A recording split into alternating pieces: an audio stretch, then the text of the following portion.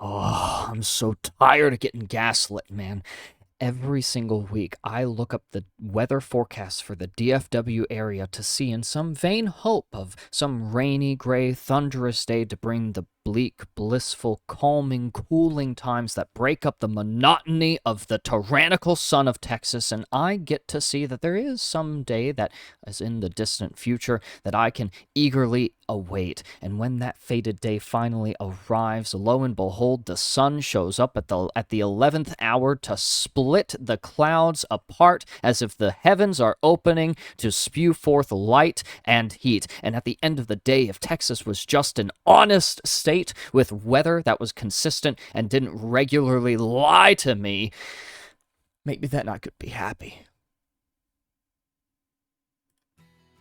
What is up, everybody? I hope you're having a wonderful time. My name is Ethan. I go by Lord Ethan, and I'm an Overwatch collegiate varsity coach of coming up on 6 years. Today, we have a real treat ahead of us. This is going to be well, you can see it for yourself. It's the Free Thinkers. It's Reinhardt on King's Row. This is some honorable stuff we're gonna get to watch. But I'm actually pretty excited, even despite my playful disparagement. I apologize. I hate King's Row. I hate King's Row, and I don't hate Reinhardt. I think Reinhardt is great. So I'm actually pretty excited to take a look at this. This is a player called Zero, and they mention in their notes, I love playing aggressive. Oh, I love that. And doing the tank job of making space. I like that too. This game, I think I went in a bit too hard a few times. There's no such thing, in my opinion at least, which possibly lost us the match. Okay, interesting. And they also mentioned that as far as specific questions that they have, there's nothing in particular. So we're really coming at this with an open mind, a little bit of a light spirit, and hopefully gonna have some really fun moments of aggression, really harnessing the offensive and maneuver. I'm trying to get flowery with my language here, and I just got to keep things simple today. We're looking at the offensive potential of Reinhardt and really leaning into those defensive timings, right? Because you want to be able to pin in. You want to be able to swing your hammer, follow up on your fire strikes and your shatters. You want to get the perks that let you play forward as opposed to that barrier healing one. That perk is goated, actually. I'm kidding. And in order to enable that, you have to be really careful about what we call damage taken timings. We've talked about it on the channel a little bit before. I don't know why I say we. It's just me. Me have talked about it on the channel before, and it's probably going to come up once or twice here. So let's take a look without wasting any more time or doing any more ranting. All right, double fire strike through the choke. I don't necessarily agree with, especially since it is predicated off of no scouting info. I am not a huge fan of walking into fights and around corners without a good idea. Sorry, I'm tuning down the music a little bit. Without a good idea on what is around that corner? Who is there to shoot at? Now we need to move through the choke. And so where fire strikes and damage and pressure might help us do that a little bit quicker, we've wasted just a little bit of time and a few too many cooldowns in order to get just to where we are, right? One of these styles will help us play the game a little bit faster, make them a little more uncomfortable. It will give us better damage dealing timings and leave us less susceptible to damage taken timings that we especially can't afford. So far, though, I really like this. We did end up moving through choke, which, I mean, I was almost prepared for something disastrous, like never walking through the worst position on any map in any first-person shooter. I don't really care for that. The fact that we are taking the fight back. Oh, don't walk back into the choke. No, I was just praising the fact that we walked into the choke and then we walked, back into the choke, right? There are places to go over through this room, over where there's a health pack, where there's access to high ground. You could, I guess you could come back here and then take the stairs or go hotel. I don't want us to walk back through the choke after we've entered until the fight is actually lost, because we want to push the objective. We want to put ourselves in front of their Ana. We want to not have to be forced to deal with the Reaper and the Hazard just because of how threatening they can be to us and how much counterplay, how many options they have against us, right? See how much time ends up getting used just to fall back into this choke point and help our team, when really, I think that actually, and sorry, we don't typically rewind. I say that, but like, it's actually, I constantly rewind and pause and such, but I would just push their support here. I mean, the Ana is right there in front of you. Why mess around around with the tank. When you have full HP, a full barrier, you're coming up on your pin cooldown 2 seconds, you get knocked back by the hazard, but hey, that's what the pin is for, right? And the reason that this becomes a less clear option for us is, I hate it when I'm prophetic. I actually hate it. Is damage taken timings. Look at the time that we take damage. 4 seconds on our pin. That's literally all that we need, right? The Ana even goes for the sleep dart. I think that she's used it here, right? So she has used sleep dart before you've gone for the pin. If Overwatch 2 boils down to two principles, timing and map control, then isn't that bountiful timing that yields many boons for you as Reinhardt with a pin cooldown coming up on 2 seconds? Yes, I want the Ana to use her sleep dart before I've had the opportunity to use my mobility cooldown that not only moves me from point A to point B 50 meters, by the way, in some odd change if you do the little jump tech. It's not tech, but it's technique. Anyways, but also insta-kills her if you manage to land the collision, right? So, but look at how much damage we took in just an instant, right? It's very difficult to form plans in Overwatch very quickly. I do like that we get the cat pick, right? But this is we're like 196 out of 700 HP, right? Instead of pinning back into the choke, I would just come get the mega, right? If Hazard follows you, then awesome, right? That's him looking at you and not at your team, and you have a barrier that you can just hold in front of his face until his block goes down, and he can slash and hack and wall you, and at the end of the day, you still have options because you are one of the, don't get me wrong, Reinhardt is trash, but but one of the best tanks in the game, right? And so I really don't mind us using more of the map than the very little that we've used so far. Ultimately, we're going to leave ourselves vulnerable to so much pressure, and there's a lot more going on, right? Like the angles that we are susceptible to, what else would it be? There's some matchup stuff like taking the fight with the Reaper and the Hazard, right? But those are little things, right? Really, what I want us thinking about to begin with is using more of the map. And it's probably pertinent that I mention that because that using more of the map doesn't mean letting your bad matchups kind of lead you on chases back into the positions that they want to play to have options against you who otherwise or in a different position might be a worse matchup for them, right? That is to say, you don't want the Reaper and the Hazard to lead you around to the places on the map that they're good, right? The closed corners, the places where they can wall, the corner where, I just have to sit here and wait for, Reinhardt to walk through the choke to do anything, right? So, the interesting thing here is, and I guess we're waiting to see it, right? Oh, and this is really unfortunate, right? And actually, you know what? I was going to wait to mention it because I wanted to see what more evidence there was, but I'm going to mention it now. It's bold of you, Mr. Zero, to say, I love playing aggressive and doing the tank job of making space. I need you to prove it. I need you to, I'm going to call your bluff here, and I'm going to say, I need us moving through the choke, right? Even if they wall, even if the Reaper is right there, even if the Hazard is in our face, even if there are mountains to climb and armies to tear through. The only one who's going to be able to make that space is you, and the literal first step is, well, that first step through the choke, and not a single step backwards after that one. Forward, only forward.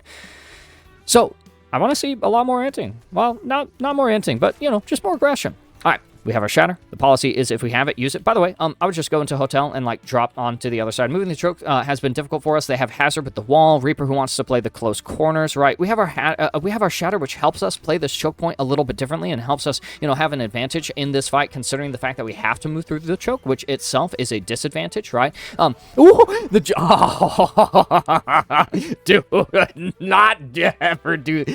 Guys, if you submit a Rein replay code where you are jump shattering around the corner, it will instantly become a flame review. Now, Zero is spared because this is the first time I've actually seen it happen. Don't do this.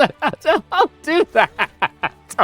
Your cast time is shorter if you don't do the jump. Around the corner, you don't have scouting information, so you're operating off of, I guess, scouting with your brain, right? So you see the Reaper over here, you have the Hazard mark. So this is actually some pretty good scouting. But man, you just have no knowledge of what projectiles are coming around the corner, right? So damage taken timings, right? If you take an instance of damage or maybe some CC or something here, right? The whole play gets shut down, and I don't even necessarily know that the rest of the team is ready to follow up. So, timing and map control, I hope that this Shatter actually really pays off because it's flashy. I really like the style that's behind this one.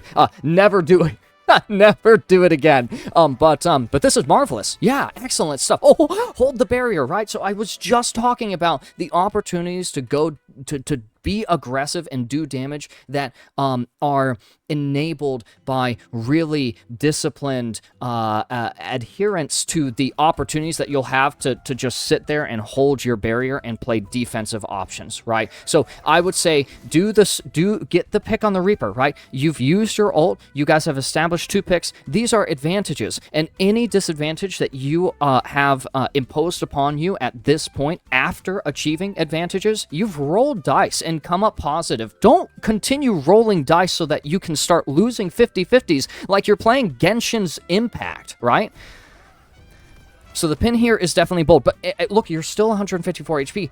I would hold barrier instead of swinging here, right? Now, is it an insane skill to be able to read in real time in a game as fast as Overwatch the health and let that yield some intrinsic knowledge or insight into how much damage you can afford to take, the damage that you shouldn't be taking, the thresholds and breakpoints that cut through certain healing or shred through barriers, right? Well, yeah, have that skill, actually. Yeah, no, that's the way to do it. It is an insane skill to demand, but, it goes without saying, and it's fair to express as well that, the highest players on ladder, the best players in the lobby, are the ones who are going to be able to do that a little bit better, right? I would start just by understanding that when you have, and this way you don't have to stare at your health bar, right, when there's a fight to pay attention to. When you have a window of aggression, at one point, right, I say fight phases happen in about windows of 8 to 12 seconds, maybe 14, depending on the scenario. And that's based on cooldowns and other things. And what I would do is, after about, maybe 8 seconds of aggression, if even that, right, and absolutely not longer than 8 seconds of aggression, I would look to hold my barrier. Buy myself a little more time for another offensive window, right, because I'm just playing for those windows of opportunity. So with my barrier, so that I'm not taking damage at times where I would want to be going aggressive. We literally saw this earlier when you walk through the choke and then you get up here and then you see the Ana here and we end up taking so much damage that a push onto the Ana becomes untenable, right?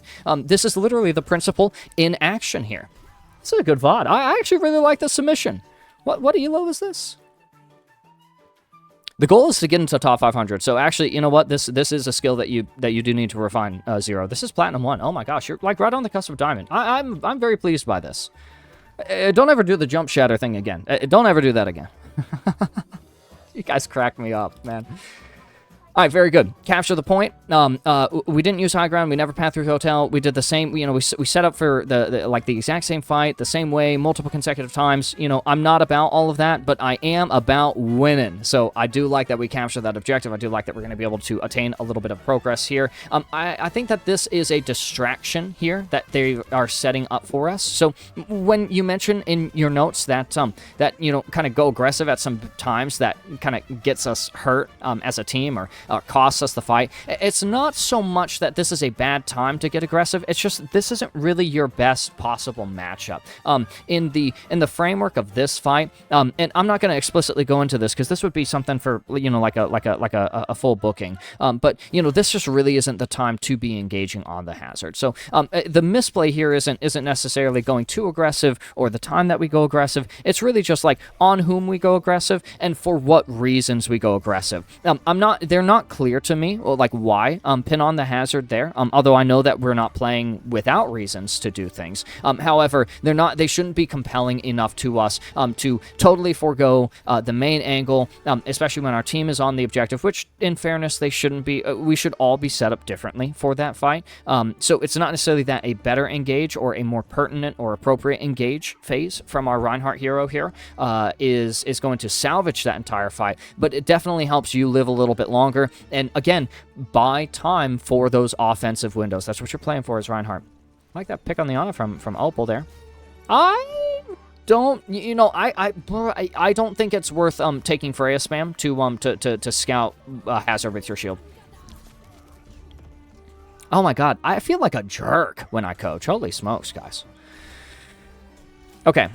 Ooh, yeah, damage taken timings, and, you know, okay, so here's the thing. I would be looking to kind of use the map, right? So instead of just navigating kind of at them, right, I would be looking to rotate, make myself hard to hit, find damage instances on targets that, you know, where I'm able to be behind cover from other angles. Angles are so fascinating. So we're taking a little bit too much damage at a timing which is not super advantageous. Oh, we're here on this pin again, and we do get that pick, and again, offensive window ends. We can play for defensive timeline now, and that's fine. Yeah, this is good. This is good. I was going to say, oh, nice block. Nice read on that nade. They're always going to throw both cooldowns into you, but that's fine that you get slept there. It's wrong of the Ana to throw both cooldowns into the tank during that phase, although she's going to have them back when the next fight starts. So we're thinking about her Shatter here. What was I going to say? Oh, it's gone forever. I've lost it.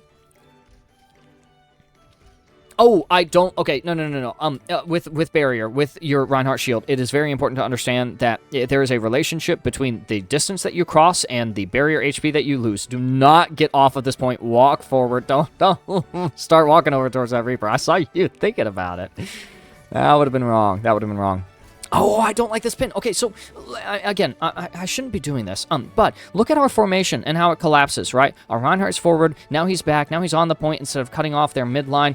Yeah, we do have to kind of pay attention to the hazard, but, like, also, like, we have a really good Mizuki ult, right? I understand that we're like, okay, I'm the tank. I have to protect my team. But it's interesting how, like, your team needs no protection from the one hazard inside of a giant bubble that literally no one else on their team can shoot into until some of them start taking risks and going aggressive, as the Reaper is here with the TP. Now, he's incredibly close to his Blossom, which is really funny because you can't do anything about that either. So I would be walking on the Freya, whose burst damage is going to cut through the healing thresholds once this goes down, or if she gets in. I would be looking to cut off the Ana, who is going to be able to heal the hazard once this is gone, to build ultimate charge to eventually swing this fight, if only she was a little bit closer, right? There are a lot of reasons to not fold backwards, because look at our formation now, right? Look at who is in front, look at who is dead on the height, who could have had a nice oversight in the objective. Imagine the aggression that we're able to take from their whole team if we are standing in front of them, right? Does that buy a little bit of attention off of my Ashe so that she then has a couple of options there on a position that she absolutely should be playing? Now, we're still hanging in this fight, which is really good. Our barrier timings and usage are, like, maybe just a little bit rough, but that's, like, really, really micro, and we don't have to bog ourselves down too much. And this is all really good. Okay, excellent. Excellent. We even get a couple of ego swings there on the hazard, which is an absolute peak. I would move up here. Yeah, 100% worth moving up. I just, I don't think tanks belong on the objective when there's space to take. We could come in here. We could set up in here for some kind of devious pin onto a target that isn't expecting us. This is Platinum 1, right? You can get away with so much stuff here, but you're never going to get away with anything on Reinhardt if you are walking the objective as the square man, right? Who really benefits from just not being on the point. Like, who actually, like, is disadvantaged on the point. Think about where fights in Overwatch get concentrated the most, right? It's usually on those objectives. And I ask you, does Reinhardt want to be in the middle of a concentrated fight? I think that you could argue both sides, but generally, I don't think Reinhardt really wants anyone to have any angles on him besides looking at his barrier, right? So if he is in the middle of those fights, that's not great, and that's often where the cart is going to put him, right? We're on the objective, the Reaper's up here, the Freya's up here, the Sigma's up here, right? And they have angles on us, the cart, our team, right? They can jump behind us, get anywhere they want, right? And instead, if I just have my back to a wall, the only angle anyone has on me is the one where I can hold my barrier in their face and say, stop playing the game. That's enough of that, right? And that's what I would have us doing, because you know what that does? That buys you your next offensive window, right? Can't you pin out of this room after drawing a little bit of aggro and a cooldown or two? You had a magnificent block on an Ana anti-nade, although not the sleep dart earlier. and so like what's to stop you from forcing the sleep dart and blocking it in anticipation, or getting the Freya to fight you? That's a nice block on the rock, right? Are there cooldowns that you could force from positions that are better starting spots for you, that you don't have to start in that you can end up in, on the objective in the fight, right, where it's concentrated onto targets who either didn't start on you, that you can then startle, that I could go on.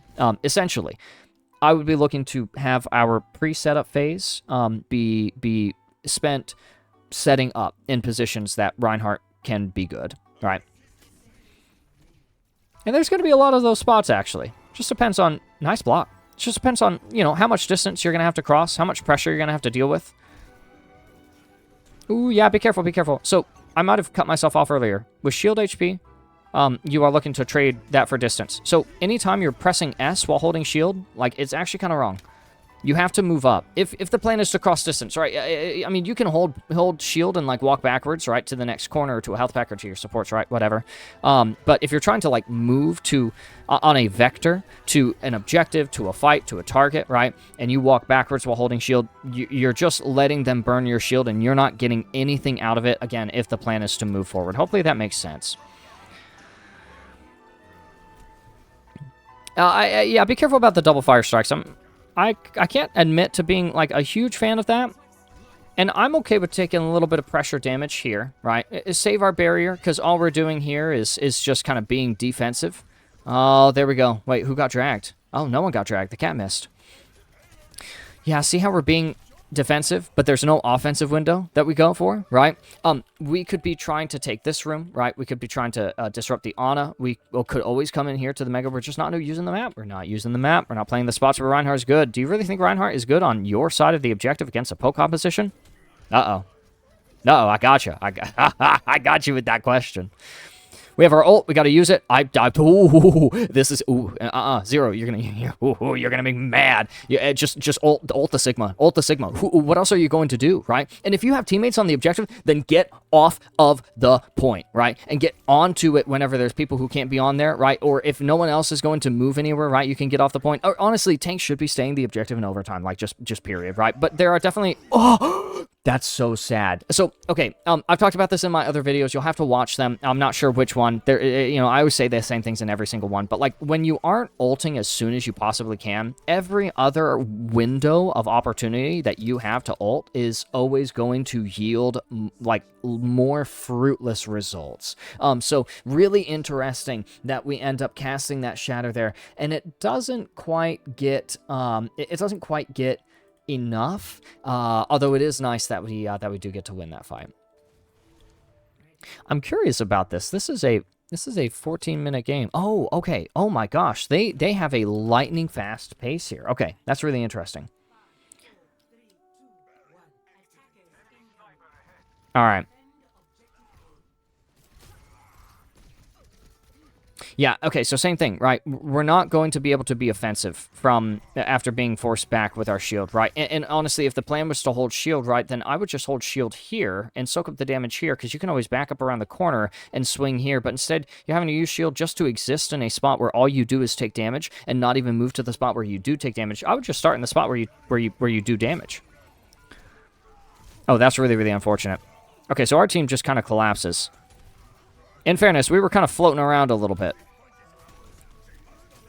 Didn't know where we wanted to play, or at least weren't comfortable enough with where we chose to start, if that makes sense. And I'm definitely mischaracterizing our hero Zero here on the Reinhardt, but that's, you know, what it ends up looking like, at least for me, is just we got to start in a position that we're confident that, you know, we are playing the character by their rule sets, right?